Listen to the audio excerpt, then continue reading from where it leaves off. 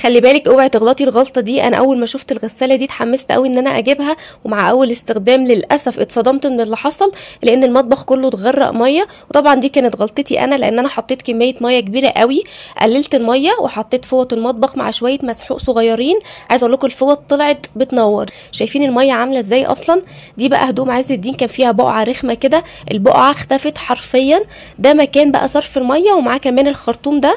الغسالة فيها تايمر 5 دقايق و10 دقايق وربع ساعة، نقدر نحط فيها اي مسحوق غسيل سواء البودر او الجل حتى المعطرات. بصراحة انا كنت بقول عليها اختراع ملوش لازمة قوي لحد ما جربتها، بس طلعت عملية جدا جدا، اديها 10 من 10. لو في قطعة او قطعتين مش عايزة اشغل الغسالة الكبيرة مخصوص عشانهم، انا بشغل الغسالة الصغيرة دي. كمان بغسل فيها الشرابات اللي ضاع نصها عندنا كلنا وسط الهدوم في الغسالة الكبيرة. بغسل فيها كمان الطرح، فوط المطبخ اللي لازم تتغسل كل يوم قبل ما ننام، لانها بتجمع كميه بواقي بقى من الاكل وبكتيريا وقرف من المطبخ.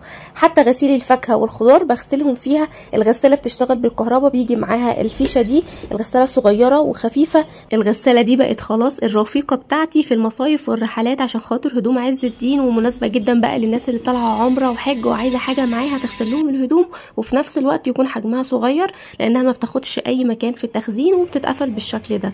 انا جبتها من عند حبيبه اسطور، هتلاقوني عامله لها منشن تحت في الكابشن.